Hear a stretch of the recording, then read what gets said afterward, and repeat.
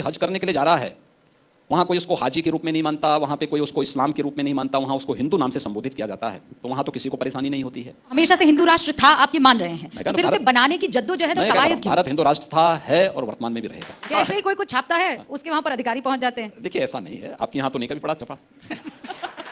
लेकिन तो कोर्ट से बाहर का सवाल हो गया। मैंने कहा ना, आपका प्रश्न भी कोर्ट से बाहर का था तो जवाब भी कोर्ट से बाहर का था। योगी जी ये बोल रहे हैं कि मुख्यमंत्री बने हैं, फिर प्रधानमंत्री बनेंगे, उसके बाद मठ में जाके बैठेंगे। नहीं, हिंदुस्तान समृद्धि की तरफ अग्रसर है। पाकिस्तान के बारे में आप सुन ही रहे होंगे, पाकिस्तानी है जो ये कह रहे हैं कि ऐसी हालत रही तो हमें दोबारा विलय करना पड़ेगा हिंदुस्तान में। क्या राय है आपकी इस पर? वो धरती पे बोझ ही बना रहेगा जितने दिन रहेगा, जितनी जल्दी वो भारत के अंदर अपने को समाहित कर दे वही देश के हित में है। अभी मजा आएगा। तो आज का इंटरव्यू थोड़ा स्पेशल होने वाला है क्योंकि यह इंटरव्यू यूपी के सीएम योगी आदित्यनाथ जी का है। इस इंटरव्यू में योगी बाबा से हिंदू राष्ट्र पर और कंगाल पाकिस्तान को लेकर बड़े अच्छे सवाल किए जाते हैं और योगी बाबा द्वारा नेक्स्ट लेवल का जवाब भी दिया जाता है, जिसके लिए वो जाने जाते हैं। तो आज का वीडियो काफी स्पेशल होने वाला है, रिक्वेस्ट है वीडियो को पूरा जरूर देखिएगा। भारत का कोई व्यक्ति हज करने के लिए जाता है तो उसका संबोधन वहां हिंदू का होता है, हिंदू नाम से जाना जाता है। अगर भारत का कोई व्यक्ति हज करने के लिए जा रहा है, वहां कोई उसको हाजी के रूप में नहीं मानता, वहां पे कोई उसको इस्लाम के रूप में नहीं मानता, वहां उसको हिंदू नाम से संबोधित किया जाता है, तो वहां तो किसी को परेशानी नहीं होती है। और उस परिप्रेक्ष्य में अगर आप देखेंगे तो भारत हिंदू राष्ट्र है, क्योंकि भारत का हर नागरिक हिंदू है, हर नागरिक हिंदू है, क्योंकि यह कोई जाति सूचक, मत और मजहब सूचक शब्द नहीं है। यह हमारी सांस्कृतिक एकता को, जो हिमालय से समुद्र पर्यंत तक के इस विस्तृत भूभाग के अंदर जन्मे हुए लोग, ये अपने आप में हिंदू कहलाते हैं, उस रूप में अगर कोई लेगा तो हिंदू राष्ट्र से मुझे लगता है किसी को परहेज नहीं होना चाहिए।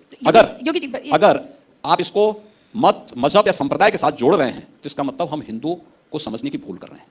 एक कार्यक्रम में अमित शाह ने कहा भारत सरकार का एक ही धर्म है और वो है संविधान। हिंदू राष्ट्र के सवाल पर उन्होंने ये जवाब मैंने कहा ना कि अगर हिंदू को आप मत और मजहब के साथ जोड़ रहे हैं तो हम हिंदू को समझने की भूल कर रहे हैं। हमें दोनों चीजें बहुत स्पष्ट करनी होंगी। और जहां तक संविधान की बात है तो संविधान के प्रति तो हर भारतीय के मन में सर्वोच्च सम्मान का भाव होना चाहिए, क्योंकि वही हमारा मार्गदर्शक है। तो हमेशा से हिंदू राष्ट्र था, आप ये मान रहे हैं, तो फिर उसे बनाने की जद्दोजहद और कवायद क्यों? भारत हिंदू राष्ट्र था, है और वर्तमान में भी रहेगा, आगे भी रहेगा। सवाल था मेरे मन में, अभी हमने देखा, कल ही खबर आई कि साहब बीबीसी के दफ्तरों पे छापे मारे, उसको लेकर कई तरीके के सवाल जो विपक्ष की तरफ से खड़े किए गए, और वो इसलिए क्योंकि पिछले दिनों एक डॉक्यूमेंट्री जो बीबीसी की तरफ से आई थी जिसको देश में प्रतिबंधित किया। इस पर आपका नजरिया इस रूप में कि अगर कोई केंद्रीय एजेंसी कोई एक्शन लेती है तो फिर उसको सत्ताधारी पार्टी के पॉलिटिकल वेंडिटा से जोड़ा जाता है, और ये देश में नहीं, उत्तर प्रदेश में भी और तमाम राज्यों में भी हो रहा है। देखिए, इसको आप सेंट्रल गवर्नमेंट से या किसी गवर्नमेंट से क्यों जोड़ रहे हैं? इनकम टैक्स अपने आप में एक एजेंसी है, स्वतंत्र एजेंसी है, उसको किसी भी संस्था की कार्यपद्धति को देखने जांचने का पूरा अधिकार है। और ये केवल बीबीसी का ही नहीं हो रहा है, तमाम अन्य उसका होता है, संस्थाओं का होता है, एजेंसियों का होता है, उसमें कोई आपत्ति किसी को होने भी नहीं चाहिए। सबको सहयोग, बीबीसी ने स्वयं अपना बयान जारी करके इस बात को कहा कि हम सकारात्मक सहयोग कर रहे हैं, हमें कोई आपत्ति नहीं है। तो फिर इसको किसी पॉलिटिक्स के साथ जोड़ने का मतलब क्या? टाइमिंग ना योगी जी, टाइमिंग बहुत महत्वपूर्ण है। टाइमिंग जैसे ही कोई कुछ छापता है उसके वहां पर अधिकारी पहुंच जाते हैं। देखिए ऐसा नहीं है, आपके यहाँ तो नहीं कभी पड़ा छपा। क्या बढ़िया था गुरु। लेकिन योगी जी हम पारदर्शिता से चलते हैं। यहाँ तो सारी कार्यपद्धति बहुत पारदर्शी। अखिलेश यादव कह रहे हैं कि दरअसल बीबीसी पर जो छापा है ये वैचारिक आपातकाल की घोषणा है। बहुत भारी भरकम शब्द। ये वैचारिक आपातकाल की बात वो कर रहे हैं जिन्होंने हल्ला बोल का नारा दिया था यूपी में, और एक न्यूज़पेपर के कार्यालयों पे हमला बोल करके उनके गुंडे किस तरीके से वहां आगजनी कर रहे थे, ये दृश्य भी उत्तर प्रदेश ने देखा है। देवांग जी, आपने तो देखा ही होगा। बिल्कुल। और ये लोग वैचारिक आतंकवाद की, आपातकाल की बात करते हैं, तो ये तो इन लोगों के वास्तविक चेहरे को जनता जान चुकी है।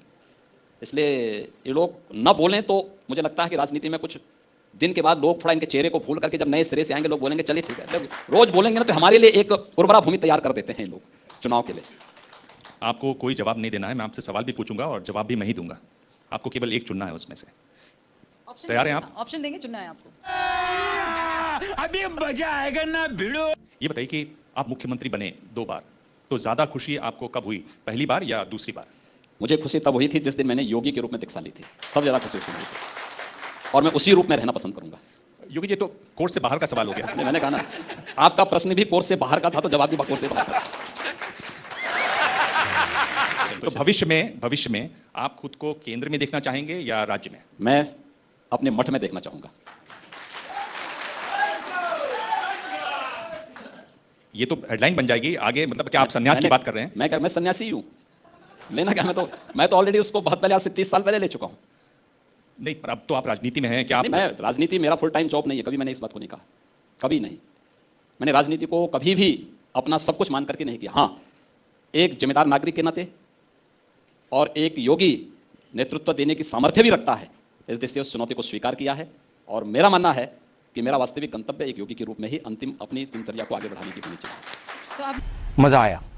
मतलब योगी जी ये बोल रहे हैं कि मुख्यमंत्री बने हैं फिर प्रधानमंत्री बनेंगे उसके बाद मठ में जाके बैठेंगे। नहीं, मैंने कभी नहीं कहा कि मैं प्रधानमंत्री बनने जा रहा हूं। मैं एक योगी हूं और योगी के रूप में रहना चाहता हूं। आपको क्या लगता है 2024 में बड़ा मुद्दा क्या होगा? राम मंदिर जो बनकर तैयार हो जाएगा या विकास का काम जो आप लोगों ने किया? इन दोनों में से बड़ा मुद्दा कौन होगा? मोदी सरकार की 10 वर्ष की उपलब्धियां, हर एक फील्ड की। अंतिम सवाल है कि इन दो में से कौन सा मुद्दा है जो आगामी चुनावों के लिए, विधानसभा चुनावों की भी बात कर रहा हूं, ज्यादा महत्वपूर्ण होंगे? एक है ओल्ड पेंशन स्कीम का मुद्दा, दूसरा यूसीसी का मुद्दा, यूनिफॉर्म सिविल कोड का मुद्दा। मैंने कहा ना, जो देश के हित में होगा, केंद्र सरकार उसके लिए कार्य कर रही है। राज्य सरकार और केंद्र सरकार, डबल इंजन की सरकार ने मिलकर के उन सभी कार्यक्रमों को लेकर के आगे बढ़ रही है। ये कोई मुद्दे नहीं है और उसकी देश के हित में तो भारतीय जनता पार्टी नेतृत्व की सरकार उस प्रकार के कदम उठाने में सक्षम है। यूसीसी पर पर्सनल लॉ बोर्ड ने कहा है, मुस्लिम पर्सनल लॉ बोर्ड ने, कि चूंकि बहुत यहां पे अलग अलग धर्म हैं इसलिए वो रहना चाहिए यूसीसी। आपकी इस पर क्या राय है योगी जी? देखिए, हम सबको एक बात को मानना होगा कि देश संविधान से चलेगा, किसी पर्सनल एजेंडे से नहीं। और भारत के संविधान के प्रति सर्वोच्च हर व्यक्ति को उसका सम्मान करना ही होगा।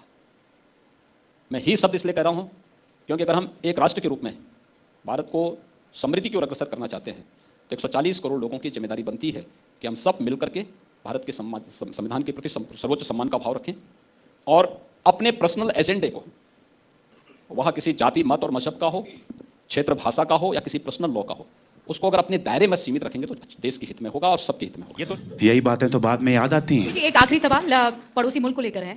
हिंदुस्तान समृद्धि की तरफ अग्रसर है, पाकिस्तान के बारे में आप सुन ही रहे होंगे, लगातार नीचे की तरफ जाता हुआ, और हमने तो बाकायदा खबरें दिखाई है कि वहां पर कई पाकिस्तानी है जो ये कह रहे हैं कि ऐसी हालत रही तो हमें दोबारा विलय करना पड़ेगा हिंदुस्तान में। क्या राय है आपकी इस पर? देखिए,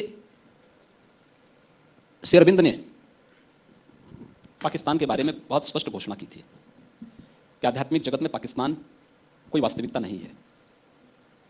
तो जिसकी वास्तविकता नहीं है वो तो इतने दिन चल भी गया, एक गनीमत करिए, और धरती पे बोझ ही बना रहेगा जितने दिन रहेगा।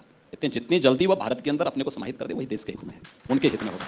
ये तो अखंड भारत का नारा बुलंद कर, अखंड भारत बनना ही बनना, यही सच्चाई है।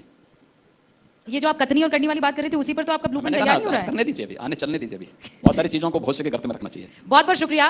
ये उत्तर प्रदेश के मुख्यमंत्री योगी आदित्यनाथ थे। सवालों के चक्रव्यूह से इन्होंने अपना खुद का सामना करवाया, तमाम सवालों के जवाब दिए हैं, पहले से ज्यादा मुखर, पहले से ज्यादा प्रखर, पहले से ज्यादा क्लैरिटी। जलवा है हमारा। उम्मीद